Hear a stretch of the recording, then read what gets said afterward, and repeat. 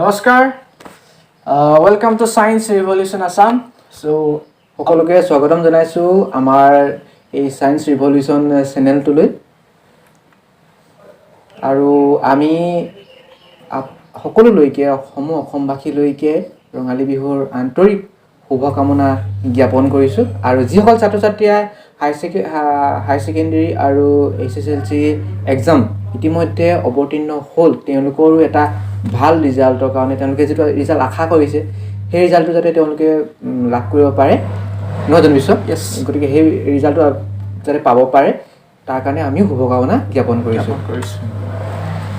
So আজি আমাৰ ভিডিওটোৰ main topic of ডিসকাশনটো আমি স্টাৰ্ট কৰিবলৈ লৈছো সো মোক চিনি পাই মই বিশ্বজিৎ চাংমাই গগাং কলেজত 4th সেমিষ্টাৰৰ ৰাসায়ন বিজ্ঞান বিভাগৰ মই মুকুন্দ মাধৱ বৰা মৰাণ মহাবিদ্যালয়ৰ উদ্ভিদ বিজ্ঞান বিভাগৰ 4th ষান্মাসিকৰ ছাত্ৰ সো আমি আমাৰ দুয়ে যে সায়েন্সত পঢ়া যি অলপ অভিজ্ঞতা আছে আমি তোমালোকৰ মাজত শেয়াৰ কৰিবলৈ ট্ৰাই কৰিম সো আজি ফাৰ্স্ট কোৱেশ্চনটো মই মিস্টাৰ মুকুন্দ ডিসকাস কৰিম আজি আসলতে সো ফাৰ্স্ট কোৱেশ্চনটো আমি মুকুন্দ মাধৱ বৰালৈ মোৰ বন্ধু হয় একেলগতে পঢ়া হ'ব পা সো ফাৰ্স্ট কোৱেশ্চনটো মই তেওঁলৈ আগবঢ়াই দিছো যে who is going to take science মানে কোনবোৰ লৰাই বা কোনবোৰ ছোৱালীয়ে সায়েন্স ল'ব কেনেকৈ ল'ব তাৰ বিষয়ে প্ৰথমতে অকমান আত্মা ধৰি দিব প্ৰথমতে কথা এটা কওঁ আসলতে এই আমাৰ যেটো ডিসকাশন হৈছে ডিসকাশনটো আসলতে আমাৰ বিশ্বজিতে যথেষ্ট সিৰিয়াসলি লৈছে মোৰ তাৰ হলনি হি তেওঁ সম্বোধন কৰিছে গতিকে এইবোৰ তাৰ ছাৰ তেওঁ ধৰণৰ কোনো কথা না আমি তয় হয়কে কথা পাতো গতিকে আমি সিম্পল ভাষাত আমি কথাটো পাতিব বিচাৰিছো সিম্পল ভাষাত আমি কি আসলতে বস্তু সায়েন্স কি ল'ব লাগে আমি সেই বিষয়ে আমি আলোচনা কৰিম আসলতে আজি এই ভিডিওটোত আসলতে আমি এন্টাৰটেইন মুডত আমি এটা কথা শিকিব চেষ্টা কৰিম আজি এই ভিডিওটোত আৰু বিশ্বজিতৰ প্ৰথম কোৱেশ্চনটো আমি ডিসকাস এই ধৰণে কৰিব বিচাৰিছো who is going to take science কোনে সায়েন্স ল'ব লাগে সায়েন্স টিমত কোন যাব লাগে আসলতে বিশ্ব সায়েন্স টিম এটা এনেকুৱা নহয় যে সায়েন্স টিমটোত যোনে মন গ'ল বা কোনবাই মেট্ৰিকত বহুত বেছি নম্বৰ পালে হি সায়েন্স ল'ব লাগে নহয় জানো তেনেকুৱা আসলে কথা নহয় তেনেকুৱা কথা নাই আসলতে যাৰ ৰাপ আছে সায়েন্সত যোনে সায়েন্সটো ল'ব ভাল পায় এটা কি কম এটা জুনুন বুলি যেটো কয় হেতু থাকিব লাগিব সায়েন্সৰ লগত সায়েন্স তুমি কৰিবলৈ হলে সায়েন্স ষ্ট্ৰীমত যাবলৈ হলে এটা এইম থাকিব লাগিব গোল থাকিব লাগিব আৰু এটা সাইন্টিফিক মাইন্ড থাকিব লাগিব এইকেইটা অভাৱ হলে মানে সায়েন্স ষ্ট্ৰীমত গৈ যিমানে তুমি বহুত নম্বৰ পোৱা যেতিয়া ৰিজাল্ট দিব বহুত নম্বৰ পাবা ভাবিবা মই সায়েন্স ল'ব লাগে কিন্তু তেনেকুৱা আসলে কথা নহয় আসলে মেইন ইম্পৰ্টেন্ট পইণ্টটো হৈছে তোমালোকে বোলে মই 5খনত 6খনত লেটাৰ পালো হেতু নহয় মানে তোমাৰ একদম সৰুৰ পৰা এটা মন থাকিব লাগিব যে মই সায়েন্সত ল'ম তুমি মাজতে বোলে নম্বৰ চাই পিনি যে মই সায়েন্স ল'ম বুলি তুমি মানে ক'ব নোৱাৰা মানে তুমি হেতু ক'বলৈ বিচাৰিছা হেতু আৰু নম্বৰ লৈ আসলে সায়েন্স ল'ম আৰ্টছ ল'ম তেনেকুৱা কোনো কথা নাই আমি কি বিচাৰো মানে তুমি নিজে যি বিচাৰা নিজে প্ৰেছাৰাইজ কৰাটো নহয় একচুয়ালি তুমি নিজে কি হ'ব বিচাৰা তুমি নিজে কোনটো সাবজেক্ট ল'বলৈ তোমাকে যদি মই কওঁ যে তুমি এতিয়া এটা সায়েন্সৰ ৰিএকচন এটা কৰিব লাগে ৰিএকচনটো তুমি ৰিএকচন বুলি ক'লে তুমি যদি ভয় খাই যাও সায়েন্সৰ ৰিএকচন কি কেমিক্যাল ৰিএকচন কি কিন্তু আমি সাধাৰণতে সায়েন্সৰ ৰিএকচন ঘৰত কৰিয়ে থাকো চূণখিনি দিয়াৰ লগত পানী দিয়াৰ লগে লগে তাত ক্যালচিয়াম হাইড্ৰক্সাইড সৃষ্টি হয় আমি তাত ঘৰত এটা ৰিএকচন কৰোঁ গতিকে এসিড বেসিক্সৰ কথা আমি টেঙা খাওঁ হালধি দি আমি তাক চেকো কৰিব পাওঁ যে এটা ৰেডিকেলছ হিচাপে তুমি তাক চেক কৰিব পাওঁ যে এসিড কি হয় বেছ কি হয় লিটমাছ আমাৰ সাধাৰণ ঘৰতে পোৱা লিটমাছ হৈছে এই হালধি গুৰিখিনি এটা লিটমাছৰ কাম কৰে গতিকে এইবোৰ কথা বেছিক কথা আমি যদি মাইণ্ডত থাকে আমি তাক যদি মৰমে গ্ৰহণ কৰিব পাৰো বা নলেজটো আমাৰ থাকে গতিকে আমি সায়েন্স এইবোৰ ষ্টুডেণ্টহে ল'ব লাগে বুলি মই ভাবো আৰু এনেই নহয় সায়েন্সটো আসলতে আৰু সায়েন্স কোনো কানো নহয় আসলতে আমি কোৱেশ্চনটোলৈ যোৱাৰ আগতে আমি আৰু অকমান কথা জানিব বিচাৰিছো যে লাষ্টলৈ জানিবলৈ বিচাৰিব পাৰে যে সায়েন্সত ল'বলৈ হলে আমাৰ ইনে সাবজেক্টৰ কি জ্ঞান থাকিব লাগিব যে মেথছ অকমান বেছিকৈ পাৰিব লাগিব নে সায়েন্সৰ অকমান ওপৰত কিবা জ্ঞান থাকিব লাগিব তেনেকুৱা ধৰণৰ কোৱেশ্চনো থাকিব পাৰে তাৰ প্ৰতি অকমান হয় তেনেকুৱা কথা নিশ্চয় আছে এইটো নহয় যে মন গ'ল বুলি সায়েন্স ল'লো এইটো নহয় মেথছতো ভাল হ'বই লাগিব কাৰণ নতুন যিটো শিক্ষা পলিচি আহিছে সেইমতেও বা তাৰ আগতো যিটো পদ্ধতি আছিলে আমি মেথছত গণিতত বেয়া হ'লে মানে তুমি ছায়েন্স ল'ম বুলি ভবা কথাটো একেবাৰে শুদ্ধ কথা নহয় গণিত ভাল হ'ব লাগিব অন্ততঃ গণিত পাৰিব লাগিব গণিতক গণিত হিচাপে নলওঁ গণিতক বিজ্ঞান হিচাপে ভাল পাব জানিব লাগিব তেতিয়াহে আচলতে কাৰণ ময়ো নিজে ব্যক্তিগতভাৱে গণিত হিচাপে ইমান বেছি নোৱাৰোঁ কিন্তু ছায়েন্স হিচাপে মই গণিত যথেষ্ট ভাল পাওঁ গতিকে ফিজিক্স হিচাপে ভাল পাওঁ কেমিষ্ট্ৰি হিচাপে ভাল পাওঁ গতিকে সেইধৰণে ভাল পালোঁ যথেষ্ট আচলতে অধিক এইটো নহয় যে অধিক জানিব লাগিব মেথছটো যে অকল মেথছতে লাগে বুলি নহয় মেথছটো ছায়েন্সৰ প্ৰতিটো ছাবজেক্টতে দৰকাৰ হ'বই প্ৰতিটো ষ্টেপতে দৰকাৰ হ'ব মেথছটো হৈছে এটা লেংগুৱেজ মেথছটো বিজ্ঞানৰ লেংগুৱেজ বুলি কোৱা হয় ভাষা বুলি কোৱা হয় যেনেকৈ অসমীয়াত আমি কথা কৈ আছোঁ আমি যদি অসমীয়া ভাষাটো মনতে ভাবি আছোঁ কিন্তু কথাখিনি ক'ব নোৱাৰোঁ যদি ক'ব নোৱাৰোঁ ভাষাটো নাজানো অসমীয়া ভাষাটো নাজানো গতিকে তেনেকৈ নহ'ব ছায়েন্স জানিলেই নহ'ব তাক এক্সপ্ৰেছ কৰিব লাগিব কেনেকৈ এক্সপ্ৰেছ কৰিম মেথমেটিকেল এটা ৱে ফৰ্মত আমি এক্সপ্ৰেছ কৰিম লেংগুৱেজ জানিব লাগিব সেইটো কথা তো আমি ফাৰ্ষ্ট কুৱেশ্যনটো আগবাঢ়িছোঁ যে who is going to take science আমি সেইটো নিশ্চয় তোমালোকৰ ডাউটটো ক্লিয়াৰ হ'ল যে কোনে ছায়েন্স ল'ব কেলৈ ল'ব তোমালোকৰ আৰু ছায়েন্স বুলি ক'লে ভয় নাখাবা প্ৰথম কথাটো সেইটো ছায়েন্স মেইন পইণ্ট সেইটোৱে ফিয়াৰ ছায়েন্স বুলি ক'লে ভয় নাখাবা ডৰ কে আগে জিতে য়েছ এটা কাহিনী কৈছোঁ মেট্ৰিকত ছেকেণ্ড ডিভিজন ল'ৰাটো ছায়েন্সত কিন্তু ডিষ্টিংশ্যন পাব পাৰে মোৰ লগৰ এটাই পাইছে তো নিজে ভাবি চাবা মাৰ্কছৰ তুলনাত কৰি পিনি তুমি ছায়েন্স বা আৰ্টছত নপঢ়িবা নেক্সট টপিকটো হৈছে যে একদম মষ্ট ইম্পৰ্টেণ্ট হয় আছামিজ মিডিয়ামৰ যে ইংলিছ মিডিয়ামৰ লাভ হ'ব আৰু ইংলিছ মিডিয়ামত ল'ব কিন্তু মষ্ট আমাৰ আছামিজ মিডিয়ামৰ ল'ৰাখিনিৰ কাৰণে ক্লাছ 10ৰ যোনখিনি আছামিজ বেছ আছিলে সেই ল'ৰাখিনিৰ কাৰণে মষ্ট ইম্পৰ্টেণ্ট কুৱেশ্যন হৈছে যে আমি 12ত আছামিজে ল'ম নে ইংলিছত ল'ম ছাবজেক্টকেইটা আৰু আছামিজ বা ইংলিছে যদি ল'ম আমি কিয় ল'ম কেলৈ ল'ম তাৰ বিষয়ে আমাৰ মিষ্টাৰ মুকুন্দ মাধৱ বৰাই কিবা কিবি অন ক'ব আচলতে আছামিজ ল'ম বা ইংলিছ ল'ম কথাটো বহুতকেইটা পইণ্ট অফ ভিউ আছে আমি কিয় ল'ব লাগে এতিয়া মই আৰু বিশ্ব আমি দুয়োটাই আছামিজ মিডিয়ামৰ ছাত্ৰ আছিলোঁ যেতিয়া মেট্ৰিক পাছ কৰিলোঁ আমি দুয়োটাই ইংলিছ মিডিয়ামত আমি শ্বিফ্ট হ'লোঁ আৰু দুমাহমান প্ৰব্লেম হৈছিলে খুব বেছি 7 দিন 8 দিন মেক্সিমাম মোৰ ক্ষেত্ৰত কৈছোঁ মই দুমাহ কৰি দিছোঁ দুমাহ প্ৰব্লেম হৈছিলে তেতিয়া কিছুমান বস্তু বুজি নাপাইছিলোঁ মই এটা চিম্পুল কথা কওঁ মানে কেমেষ্ট্ৰি এনেকুৱা বস্তু তাত সৰু সৰু বস্তু আমি বুজিবলৈ বহুত টান হৈছিলে বায়'লজি মোৰ বায়'লজি আছিলে বায়'লজিৰ টপিকখিনি বুজিবলৈ টান আছিলে কিছুমান মোৰ ছায়েন্সৰ এখন ডিস্নী আছে সেই ডিস্নীখনত মই গোটেইকেইটা চাই লওঁ যে এইটো ৱৰ্ড কি হয় এবাৰ মনত থৈ দিয়াৰ পিছত সেইটো আমি আকৌ পাহৰি নাযাওঁ পটককৈ অভ্যাস কৰাৰ ফলত সেইকাৰণে ক'ব বিচাৰিছোঁ আমি পাছত কিতাপ মানে আছামিজত ল'লে পাছত প্ৰব্লেম হয় কিতাপ নাপাওঁ ৰেফাৰেঞ্চ ভালকৈ ৰেফাৰেঞ্চ আমি নাপাওঁ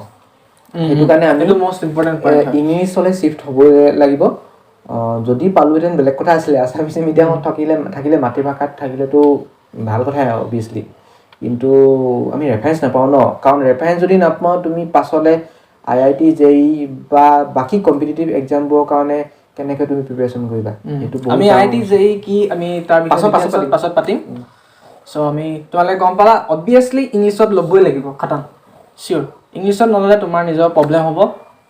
প্ৰথম কেইদিনমান তুমি ভালেই পাবা অসমীয়া লৈছোঁ চবতকৈ ভাল হৈছোঁ ধুনীয়া আছে কিন্তু যেতিয়া গৈ থাকিবা অলপ 2-3 মাহ তাৰপিছত গম পাবা মই জীৱনৰ আটাইতকৈ ডাঙৰ ভুলটো সেইটোৱে হ'ব আৰু ছায়েন্স লোৱাসকলকো কৈছোঁ সেইটো আৰ্টছ লোৱাসকলকো কৈছোঁ কাৰণ দুইটাকে এইখিনি কথাই কৈছোঁ কাৰণ হয়তো ছায়েন্স লোৱা অসমীয়া আৰ্টছ লৈ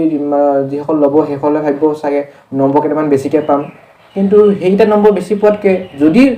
নম্বৰ কেইটামান কম পাই ইংলিছো লোৱা তেতিয়াহ'লে সেইটো ইমান এটা মেটাৰ নকৰে নহয় জানো মানে ইমান মেটাৰ নকৰে কাৰণ তোমাক সেইটোৱে কাৰণ ভাষা এটা শিকিবা ন আমি এতিয়া অসমীয়াটো জানো ইংলিছটো জানো কিন্তু আমি ক'বলৈ নাজানো বা এইটো জানো যদিও আমি লিখিবলৈ ভালকৈ নাজানো ফ্লুৱেঞ্চিটো আমাৰ নাই গতিকে আমি যদি তাক খুব প্ৰেক্টিছ কৰোঁ কুৱেশ্যন এনচাৰ যোগে তেতিয়া আমাৰ ফ্লুৱেঞ্চিটো আহিব লেংগুৱেজটো শিকা এটা মানে সুবিধাটো পাম আৰু আৰ্টছৰখিনিয়েতো ইংলিছ যদি লয় তেওঁলোকৰতো UPSC তাৰ কাৰণে চিভিল চাৰ্ভিচৰ কাৰণে হৈ যাব সেইখিনি যথেষ্ট ভাল স্কোপ আছে আমি চিভিল চাৰ্ভিচৰ কথা পাতিম লাহেকৈ পাতিম চ' 3 নম্বৰ কুৱেশ্যনটো আমাৰ ছাত্ৰ ছাত্ৰীসকলৰ ভাবে নহয় মানে এতিয়া আমি বিহুৰ পিছত তেওঁলোকে এতিয়া কি কৰিব তেওঁলোকে এতিয়া ছায়েন্সত যদি তেওঁলোকে থিৰাং কৰিলে ল'ম বুলি তেওঁলোকে বিহুৰ পিছত তেতিয়া ভাবিব ক্লাছ কৰিম নহ'লে ক'ৰবাত কোচিং কৰিবলৈ যাম কি শিকিম ক'ৰ পৰা শিকিম তেনেকৈ অকণমান তাৰ বিষয়ে কিবা ক'বা বিহুৰ পিছত তেওঁলোকে কি বেছিক বস্তু চাব যদি কোচিং নকৰে মানে কোনখিনি বোলে আগৰ ক্লাছ 10 বোলে বেছিক অকণমান শিকি লওঁ মেথছ অকণমান শিকি লওঁ তেনেকৈ কি চাব তাৰ ওপৰত অকণমান এইটো ঠিক কথাই সুধিছা আৰু মানে বিহু এতিয়া বিহু চলি আছে বিহুৰ পিছত আমি ৰিজাল্টৰ কথাও আহিব গতিকে তেতিয়া আমি এটা কথাই ক'ম বিভিন্ন কলেজ বিভিন্ন ব্যক্তিগত কলেজবোৰে এটা মানে ফ্ৰী টিউশ্যনো ষ্টাৰ্ট কৰিব মানে ক্লাছবোৰ কি ধৰণে হ'ব তাত কোনো পইচাও দিব নালাগে ফ্ৰীকৈ ষ্টাৰ্ট কৰিব পাৰিলে যিখন কলেজত পঢ়িবলৈ ইচ্ছা কৰিছে তাত জইন কৰি পিনে শিকা টপিকবোৰ কি হয় অলপ চেষ্টা কৰা কাৰণ ইয়াত কোনো পইচা দিব নালাগে নহয় জানো গতিকে সেইটো শিকিবলৈ চেষ্টা কৰ আৰু যিসকলে এই ফ্ৰী টিউশ্যনটো কৰা সকলোকে কৈছোঁ আৰু যিসকলে কৰিব নিবিচাৰে তেওঁলোককো কৈছোঁ যে ঘৰত থকা এই 10ৰ যিখন এই বায়'লজি কিতাপখন আছিলে মেথছৰ কিতাপখন আছিলে অলপ প্ৰেক্টিছ কৰি থাকিবাচোন তাত কোনো প্ৰেক্টিছ কৰি থাকিলে কোনো হেৰি নহয় আৰু এডভান্স যিসকলে লৈছিলে চায়েন্স ল'ম বুলি যিসকলে ভাবিছে এডভান্স লৈছিলে তেওঁলোকৰ ৱেল ন' প্ৰব্লেম গতিকে মই বাৰু এডভান্স লোৱা নাছিলোঁ আমি দুইটা লোৱা নাছিলোঁ ঠিকে দুইটা লোৱা নাছিলোঁ গতিকে সেইটোৱে যোনে লৈছিলে ভাল এডভান্স মেথ যোনে লৈছে তেওঁলোক আগতে এডভান্সৰ শব্দটোৱে আচলতে সেইটো বিহুৰ পিছত এইটোৱে ক'ম যে তোমালোকে বিহু পিছত বুলি নহয় এতিয়াই তুমি কাৰণ সময় ৰৈ নাথাকে কাৰোলৈ বিহু আছে বিহু ক'বলৈ গৈছা তাৰ মাজতো তুমি নিজস্ব যিখিনি কিতাপখিনি টেক্সটবুকখিনি গোটাবলৈ চেষ্টা কৰা চোৱা চিলেবাছ কি হ'ব বা মানে পঢ়াৰ লগত জড়িত হৈ থাকিব লাগে বিহু মানে 24 ঘণ্টাটো বিহু নহয় জানো মানে পঢ়াৰ লগত জড়িত হৈ থাকিলে দুজনমান যেনেকৈ তোমাৰ কাষতে দাদা বাইদেউ থাকিব পাৰে আগতে মেট্ৰিক পৰীক্ষা দি যোৱা বা নতুন পঢ়িবলৈ যোৱা বিভিন্ন ক্ষেত্ৰত তেওঁলোকক সুধিবা পৰামৰ্শ ল'লে আচলতে ভাল তেনেকুৱা কথা তাতকৈ ইম্পৰ্টেণ্ট কথাটো কি হ'ল যে আমি বিহু বুলি যদি আমি পঢ়াটো এৰি দিওঁ ন আমি মেট্ৰিক পৰীক্ষাৰ পিছত তোমালোকে যদি নাই পঢ়া বিহুটো এৰিবা এনেকৈ যদি নপঢ়াকৈ থকা হায়াৰ ছেকেণ্ডেৰীত যেতিয়া সোমাই যাবা প্ৰথমতে সোমাই যালে পটককৈ পঢ়িবলৈ মন নাযাব তাৰ ফ্ল'টো মানে লাহে পঢ়িবলৈ মন গ'ব এইটো কথা ফ্ল'টো থাকিব লাগে মানে পঢ়া ফ্ল'টো প্ৰথম পৰাই থাকিব লাগে এঘণ্টা দুঘণ্টাকৈ হ'লেও পঢ়ি যাব লাগে সদায় মই বিশ্বজিৎ কথা এটা কম মই এই যে ই ক'লে ফ্ল'টো যে টেবুলত বহি থাকিলেহে বহিব মন যায় বহি নাথাকিলে তাত কেতিয়া বহিবলৈ মন নাযায় কাৰণ তেনেকুৱা এটা কথা মোৰ নিজৰ ক্ষেত্ৰতো আগতে হৈছিলে মই যেতিয়া বহি থাকিবলৈ মন যায় কেনেকৈ বহি নাথাকিলে মানে বহিবলৈ মন নাযায় গতিকে সেই সাধাৰণ কথাটো তোমালোকক জনালোঁ আৰু সেইটো মানি চলিব মানে মোৰ ক্ষেত্ৰত সেইটো প্ৰব্লেম ৰাতিপুৱা শুই উঠি বিহু কৰিবলৈ যোৱা জ্বলি নাযাওঁ অন্ততঃ অকণমান টেবুলত পঢ়িবা বুলি নাই কোৱা অন্ততঃ বহিবা কিবা এটা চাবা মনটো পঢ়াত থাকিব সেইটো কথা যিয়ে নকৰা লাগিলে বিহুৱে নকৰা যিয়ে নকৰা পঢ়াটো মানে কণ্টিনিউৱাছলিটো মেইনটেইন কৰিব লাগে নহ'লে মানে মোৰ ক্ষেত্ৰত সেনেকুৱা এটা প্ৰব্লেম হয় মানে নাই মোৰ ক্ষেত্ৰতো হৈছে মানে মই যদি 3-4দিনমান নপঢ়োঁ ন তাৰ পিছদিনাখন মানে আকৌ আগৰ ফ্ল'টো আনিবলৈ অকণমান দিগদাৰ হৈ যায় চ' সেইটো তোমালোকে মেইনটেইন কৰিবা পঢ়াটো এনেই অলপ বাহিৰা কিতাপ এখন পঢ়ি থাকিবা উপন্যাস কিবা কিবি তো এতিয়া ছায়েন্সত তোমালোকে যদি লোৱা এতিয়া ছাবজেক্ট কিমান থাকিব তোমালোকৰ মানে মন গৈছে জানিবলৈ ছায়েন্সত গ'লোঁ কেইটা ছাবজেক্ট থাকিব বা তো তাৰ ওপৰত ছায়েন্সত ল'বলৈ হ'লে মোৰ নিজৰ ব্যক্তিগত অভিজ্ঞতাখিনিৰ কথা কৈছোঁ PCM বা PCB দুটা হেৰি আছে টাইপ আছে তাৰোপৰি MIL বা অল্টি আৰু ইংলিছ এইকেইটা কম্পালচৰি গতিকে সেইকেইটা থাকিবই MIL বা অল্টি আৰু ইংলিছ কম্পালচৰি ছাবজেক্ট আৰু PCM বা PCB তোমালোকে PCM ল'ব বিচাৰা PCM ল'ব পাৰা PCB ল'ব বিচাৰা PCB ল'ব পাৰা PCBৰ বিষয়ে ক'বলৈ গ'লে PCB হৈছে ফিজিক্স কেমেষ্ট্ৰি বায়'লজি আৰু PCM হৈছে ফিজিক্স কেমেষ্ট্ৰি মেথছ যিসকলে ইঞ্জিনিয়াৰিং লাইনত যাব বিচাৰে JEE কৰিব বিচাৰে তেওঁলোকে PCM ল'ব পাৰে এইটো নহয় যে PCB ল'লে পাছত প্ৰব্লেম হ'ব সেইটো নহয় কিন্তু তেওঁলোকে ল'ব পাৰে মানে প্ৰিফাৰেঞ্চ দিব পাৰে সেইটো বিষয়ত আৰু যিসকল মেডিকেল লাইনত যাব বিচাৰে নহয় জানো সেইটো PCB ল'ব পাৰে বায়'লজি লগত থাকিব লাগে আমাৰ কলেজবোৰত কি কৰে তোমাৰ ফিজিক্স কেমেষ্ট্ৰি মেথছ বায়'লজি এই গোটেইকেইটা ছাবজেক্ট লোৱাই দিয়ে বায়'লজিটো অকণমান দেৰি পিছত কথা পাতিছোঁ বায়'লজিৰ কথা যে ফিজিক্স কেমেষ্ট্ৰি মেথছ এইকেইটা ছাবজেক্ট কম্পালচৰি থাকেই আমাৰ ইয়াত যিমান মানে অসমত যিমান মই জনাত যিমান কলেজ আছে চবতে ফিজিক্স কেমেষ্ট্ৰি মেথছ থাকিবই কিন্তু মেথছটো থাকিবই কিন্তু বায়'লজি জিঅ'লজি আৰু কম্পিউটাৰ চায়েন্স সেই তিনিটা ছাবজেক্টৰ ভিতৰত কোনোবা এটা ছাবজেক্ট ল'ব লাগে তুমি বায়'লজি নল'লে কম্পিউটাৰ চায়েন্স ল'ব পাৰা কম্পিউটাৰ চায়েন্স নল'লে জিঅ'লজি ল'ব পাৰা কোনোবা এটা ছাবজেক্ট ল'ব পাৰা মই ইলাবৰেট কৰি দিছোঁ গোটেই কথাখিনি যে কেমেষ্ট্ৰি হৈছে যোনবোৰ ৰাসায়নিক বিজ্ঞান বস্তুটো যোনবোৰ তোমালোকে ক্লাছ 10ত ফাৰ্ষ্ট চেপ্টাৰটো পঢ়িছিলা যোনবোৰ ৰিয়েকশ্যন আছে ফাৰ্ষ্ট ছেমিষ্টাৰ তেনেকুৱাবোৰ ৰাসায়নিক বিজ্ঞান আনত পঢ়িবা কেমেষ্ট্ৰিত পঢ়িবা তুমি ফিজিক্সত তুমি পঢ়িবা যোনবোৰ লাইটৰ ৰিলেটেড লাইট মেগনেটিক ইলেক্ট্ৰিক সেনেকুৱা পঢ়িবা তুমি আৰু মেথছটো জানাই তুমি মেথছত কি পঢ়িবা তো বায়'লজিত মোতকৈ ভাল চিৰি জানিব বায়'লজিত কি পঢ়িব অকণমান থুলমূল ধাৰণাটো দি দিয়া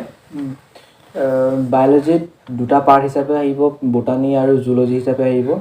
বটানী হৈছে উদ্ভিদ বিজ্ঞান জুলজি হৈছে প্ৰাণী বিজ্ঞান আৰু বটানী তুমি জানাই তোমালোকে 10ত যিখিনি পাইছিলা 10ৰ কিতাপখনৰ কথাই মই কৈছোঁ যে 10ত পোৱা যিখিনি উদ্ভিদৰ বিষয়ে যিখিনি আছিলে ফটোচিনথেচিছ হওক বা ছেকেণ্ডেৰী গ্ৰোথ বা সেইখিনি যিখিনি টপিক আছিলে সেইখিনিৰ বিষয়ে জাইলেম ফ্ল'য়েম যিখিনি পাইছিলোঁ সেইখিনি আৰু বেছিকৈ তাৰ আৰু ডেপথলৈ আমি যাম পাছৰ হেৰিয়ত গতিকে সেইখিনি আমি পাম তোমালোকে পাবা সেইখিনিত আমি পাই আহিলোঁ আৰু জুলজিত তোমালোকে আচলতে 10ত যিখিনি পাইছে তাতকৈ অলপ বেছি পাবা কথাটো সেইটোৱে বেলেগ কোনো টান বা তেনেকুৱা বুলি নাভাবিবা সেইটোৱে 10ত যিখিনি পাইছে তাতকৈ অলপ বেছি পাবা মুঠতে হিউমেন ফিজিঅ'লজিত বেছিকৈ আহিব মানে বস্তুটো মুঠতে তোমালোকে 6টা ছাবজেক্ট টোটেল পঢ়িব লাগিব ফিজিক্স কেমেষ্ট্ৰি মেথছ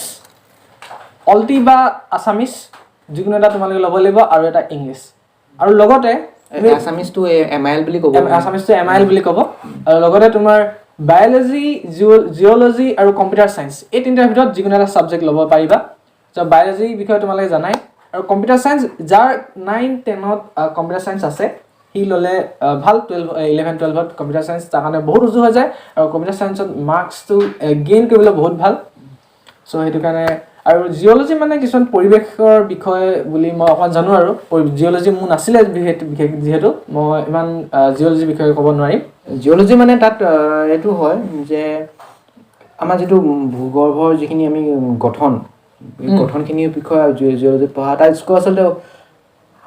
ONGC অইলত আচলতে স্কোপটো থাকে আৰু ইঞ্জিনিয়াৰিং লাইনৰ যিখিনি ছাত্ৰ সেইখিনিয়ে জিঅ'লজি ল'ব লাগে বুলি মই ভাবোঁ কাৰণ জিঅ'লজিত যথেষ্ট স্কোপ আছে আচলতে তো আমি নেক্সট কুৱেশ্যনটো আহোঁ যে বায়'লজি জিঅ'লজি কম্পিউটাৰ চায়েন্স কোনে ল'ব এইটো তোমালোকে নিজে ভাবি ল'বা কোনটো ছাবজেক্ট ল'বা তোমালোকে নিজে ভাবি ল'বা আমি যাতে অলপ বহলাই দিছোঁ অকল বহলাই দিছে কম্পিউটাৰ চায়েন্স ভাল মানে কম্পিউটাৰ থকা ল'ৰাখিনিয়ে ল'ব লাগে আৰু নহ'লেতো কম্পিউটাৰ মোৰ 9-10ত নাছিলে ডাইৰেক্ট মই 11ত ডাইৰেক্ট কম্পিউটাৰ চায়েন্স লৈ লৈছিলোঁ তো জিঅ'লজিটো চবেই ল'ব পাৰে জিঅ'লজিটো কোনো মাৰ্কছ নাই তুমি লৈ ল'ব পাৰা আৰু বায়'লজিটোতো সবা শিকিছোঁ আমি বায়'লজিটো আমি ল'ব পাৰোঁ তো what is the final aim for science student যে তুমি যেতিয়া 12 পাছ কৰিবা তাৰপিছত তোমাৰ একদম আটাইতকৈ ডাঙৰ এইমটোৱে হ'ব ইঞ্জিনিয়াৰিং বা ডক্টৰ কিছুমানে ডক্টৰ হ'বলৈ বিচাৰে কিছুমানে ইঞ্জিনিয়াৰিং কৰিবলৈ বিচাৰে বা কিছুমানৰ বহুত দূৰ ফ'কাছ থাকে কিছুমানে UPSC দিব সেইবোৰ কাৰণে নহয় এইটো টপিক এইটো যোনবোৰে IIT JEE বা NEET দিবলৈ বিচাৰিছে যে তেওঁলোকৰ কাৰণে এইটো টপিক আমি আলোচনা কৰিম যে হোৱাট ইজ IIT JEE আৰু NEET কি তাৰ বিষয়ে অকণমান মই মাজতে দুটামান কথা কৈ ল'ব বিচাৰিছোঁ এই যে ফাইনেল এইম মানে চায়েন্স ষ্টুডেণ্টৰ ফাইনেল এইমটো কি হয় এইটো যে মানে ভাবে ডক্টৰ হ'বা ইঞ্জিনিয়াৰ হ'বা কিন্তু মই এইটো ক'ম যে আমি শিক্ষা লৈছোঁ প্ৰথমতে আমি নলেজৰ কাৰণে নলেজ গেইনটো তুমি আৰ্টছে লোৱা কমাৰ্চে লোৱা চায়েন্সে লোৱা নলেজ গেইনটো ফাৰ্ষ্ট এই তোমালোকে 3 ইডিয়টছ চিনেমাখন চাইছা 3 ইডিয়টছ চিনেমাখনত যে আমিৰ খানৰ যিটো চৰিত্ৰটো আছিলে নলেজ গেইন কিন্তু নলেজ গেইন হ'লেও বাকীবোৰতকৈ বহুত বেছি আগবাঢ়িছিলে মানে যিটো কম্পিটিটিভ যিটো মানে আজি এই নিগনি দৌৰ বুলি কোৱা হয় আজিৰ দিনত নিগনি দৌৰৰ পৰা আঁতৰি পিনে নলেজৰ পিছত দৌৰিছিলে আচলতে সেই আমিৰ খানৰ যি চৰিত্ৰটোত মই সেইটোৱে ক'ব বিচাৰিছোঁ নলেজ লোৱা ইঞ্জিনিয়াৰ হোৱা বা ডক্টৰ হোৱা সেইটো তোমালোকৰ এটা এইম কিন্তু ফাইনেল এইম বুলি ক'লে নলেজে বুলি ক'ব লাগিব ফাইনেল এইমটো নলেজে ক'ব লাগিব কিছুমান সপোন থাকে মই ডক্টৰ হ'ম মই ইঞ্জিনিয়াৰ হ'ম কিন্তু সেই নলেজটোৰ মাজেৰে গৈহে আমি সেইটো ক'ব পাৰিম কিন্তু তেনেকৈ ভাবিবা কথাটো আৰু তেনেকৈ লৈ গৈ থাকিবা সকলোৱে এতিয়া চায়েন্স লৈছে কিছুমানে ভাবিব মই প্ৰফেচৰ হ'ম বা বিভিন্ন লাইন আছে আৰু মই ডাক্তৰ আৰু ইঞ্জিনিয়াৰৰ মাজতে জীৱনটো সীমাবদ্ধ নাৰাখিবা এইটো মই সঁচা কথা কৈছোঁ ডাক্তৰ ইঞ্জিনিয়াৰে জীৱনৰ শেষ লক্ষ্য নহয় কাৰণ আজিকালি নতুন চেক্টৰ খোল খাইছে সেই চেক্টৰকেইটাত নিজকে ইনভলভ কৰিবলৈ হ'লে আমি কি ধৰণে শিক্ষাটো ল'ব লাগিব সেইটো কথাত আচলতে ফ'কাছ কৰিব বুলি মই আশা ৰাখিলোঁ। মুকুন্দটো বহুত ভাল কথা আছে, তোমালোকে যাতে এই কথাটোৰ ওপৰত অকণমান ধ্যান দিয়া, যাতে তোমালোক মানে কম্পিটিশ্যন নামি নগৈ পিনি নামিব লাগিব কম্পিটিশ্যন নমাৰ লগতে নিজৰ গুণগত শিক্ষা বুলি যিটো কয় আমি গুণগত শিক্ষাটো আমি ল'ব জানিব লাগিব। এনেই নকল কৰিও পাছ কৰিও চাকৰি ল'ব পাৰে, কিন্তু সেই শিক্ষাটো আৰু জানো উচিত শিক্ষা হয় তেনেকুৱা কথা মানে সেইটো কথা। তো IIT JEE কি হয় অকণমান ক'ব, IIT JEE বা NEET কি হয় তাৰ বিষয়ে অকণমান ক'বলৈ তোমাক IIT JEE কথাটো বিশ্বজিতে ক'ব, মই নীটৰ কথাটো ক'ব বিচাৰিছোঁ কাৰণ মই বায়'লজি ষ্টুডেণ্ট আছিলোঁ। নীটটো হৈছে NTA বুলি এটা অৰ্গেনাইজেশ্যন আছে, নেশ্যনেল টেষ্ট অৰ্গেনাইজেশ্যন। এই টেষ্ট অৰ্গেনাইজেশ্যনটোৱে নীট এক্সামটো কণ্ডাক্ট কৰে। এইটো মেডিকেলক বেছ কৰি এইটো এক্সামটো কণ্ডাক্ট কৰা হয়। আমাৰ অসমত যিমানকেইখন মেডিকেল কলেজ আছে বা বাহিৰত যিমানকেইখন মেডিকেল কলেজ আছে প্লাছ এইমছলৈকে গোটেইখিনি যিখিনি ষ্টুডেণ্ট তালৈ যাব সেইখিনিৰ কাৰণে নীট পৰীক্ষাটো কণ্ডাক্ট কৰে। আগতে 2015 নেকি মেবি 15 আগত CEE যিটো পৰীক্ষা আমাৰ কম্বাইন এণ্ট্ৰেঞ্চ এক্সাম যিটো অসমত হয় সেই পৰীক্ষাটোৰ দ্বাৰাও মেডিকেলত যাব পাৰিছিলে অসম মেডিকেল কলেজকেইখনৰ কাৰণে। কিন্তু 2015 মানৰ পিছৰ পৰা CEE মেডিকেল লাইনটো বন্ধ হ'ল আৰু তাত অকল ইঞ্জিনিয়াৰিং লাইনটোৱে থাকিলে। গতিকে আমি মেডিকেল লাইনত যাবলৈ হ'লে CEE কথা ভাবিব নোৱাৰা, চিধাচিধি কথা। এতিয়া ভাবিব লাগিব অকল নীট দিব লাগিব। নীটটো দিলেহে তোমালোকে মেডিকেলৰ কথা ভাবিব পাৰিবা আৰু তেনেকৈ আগবাঢ়িব লাগিব, এণ্ট্ৰেঞ্চ ক্ৰেক কৰিব লাগিব। সেইটোৱে কথা আচলতে। নীটটো আচলতে মেডিকেলৰ ওপৰত NTA বুলি এটা অৰ্গেনাইজেশ্যনে কণ্ডাক্ট কৰে এক্সামটো। আৰু IIT JEE মই একদম চিম্পুলকৈ কৰিছোঁ। 12 পাছ কৰিবা তেতিয়া তোমালোকে এটা এক্সাম দিব লাগিব IIT JEE বুলি। তো JEE বা JEE এডভান্স দুটা এক্সাম থাকিব, তোমালোকে দুটা এক্সাম দিব লাগিব। চ' সেইটো মানে ইণ্ডিয়াত যিমানবোৰ IITs আছে NITs আছে তেওঁলোকে কণ্ডাক্ট কৰোৱায় এটা এক্সাম। চ' এক্সামটোত যদি তোমালোকে ক্ৰেক কৰা তেতিয়াহ'লে বহুত ভাল ভাল কলেজত তোমালোকে IITত বা NITs গৈ পিনি তোমালোকে ইঞ্জিনিয়াৰিং কৰিব পাৰা। আৰু ইঞ্জিনিয়াৰিঙত প্লাছ প্লেচমেণ্ট থাকিব। ইঞ্জিনিয়াৰিঙত বহুত ধুনীয়া প্লেচমেণ্ট থাকিব। এইকেইদিনতে আমাৰ IIT গুৱাহাটীত জবৰ এখন জব মেলা বুলি ক'ব লাগিব। আৰু IIT গুৱাহাটীত আহিছিলে, আমেৰিকাৰ পৰা আহিছিলে এটা ল'ৰাই 2 কোটি পেকেজ পাইছে 1 মাহত। তো IIT কৰি আছিলে তাত, তো সি নোলোৱা আগতেই তাৰ 2 কোটি পেকেজ পাই গ'ল মানে 1 মাহতে। তো তোমালোকে কি কোৱা তোমালোকৰ কথা। তো IIT JEE ক্ৰেক কৰিবলৈ সহজ নহয়, একদম ক্লাছ 11-12ৰ পৰা ষ্টাৰ্ট দি দিব লাগিব। প্ৰতিটো কনচেপ্ট ভালছে বুজিব লাগিব। চিলেবাছ একেখিনি 11-12ত যিখিনি চিলেবাছ সেইখিনি চিলেবাছে IIT JEE আৰু JEE আৰু নীটতো চাগে ন নীটতো। কিন্তু নীটত PCB মানে ফিজিক্স কেমেষ্ট্ৰি বায়'লজি আহে আৰু IIT JEE ফিজিক্স কেমেষ্ট্ৰি আৰু মেথছ আহে। নীটৰ কথা এটা মাজতে কৈ দিওঁ এক্সাম পেটাৰ্ণটোৰ কথা। নীটত তোমাৰ 90 মাৰ্ক আহিব বায়'লজিৰ পৰা আৰু 45 আহিব তোমাৰ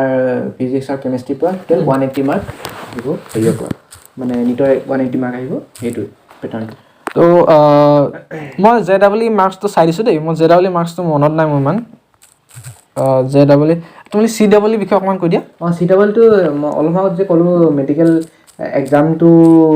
আগতে কণ্ডাক্ট কৰিছিলে প্লাছ ইঞ্জিনিয়াৰিংটো কণ্ডাক্ট কৰিছিলে। CEEটো আচলতে অসমৰ কাৰণে অসমত এইটো পৰীক্ষা কণ্ডাক্ট কৰা হয় CEEটো। আৰু এই পৰীক্ষাটোত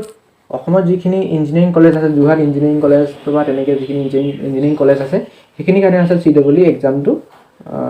কণ্ডাক্ট কৰা হয় আচলতে সেইটো। মাৰ্কছখিনি এতিয়ালৈকে ওলোৱা নাই বাৰু। মই আহিলে য়েছ যে মেথছত আহিব যোনটো IIT JEE মেইন বা JEE এডভান্সত মেথছত আহিব 100 এণ্ড ফিজিক্সত থাকিব 100 এণ্ড কেমেষ্ট্ৰিত থাকিব 100। চ'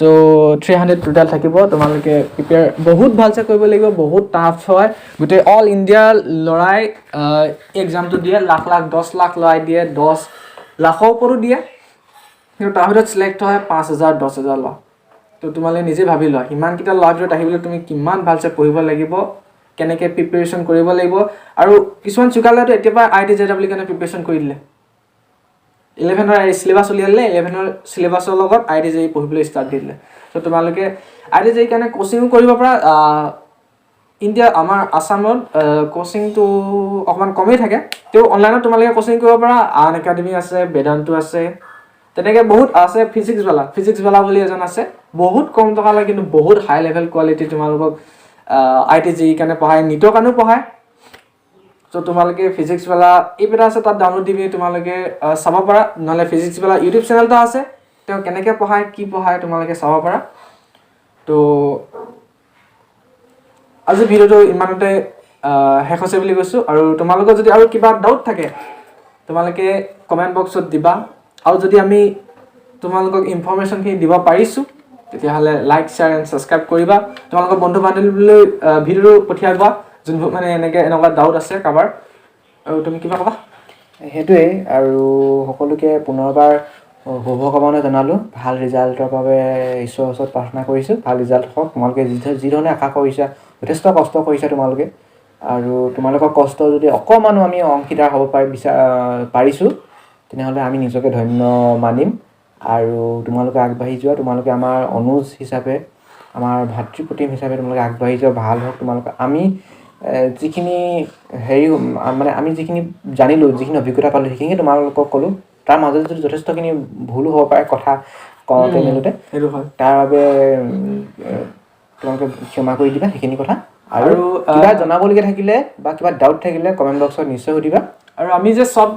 কথা ক'ব পাৰিম তোমালোকৰ সেইটো নহয় তোমালোকে আমিতো এতিয়া পঢ়ি আছোঁ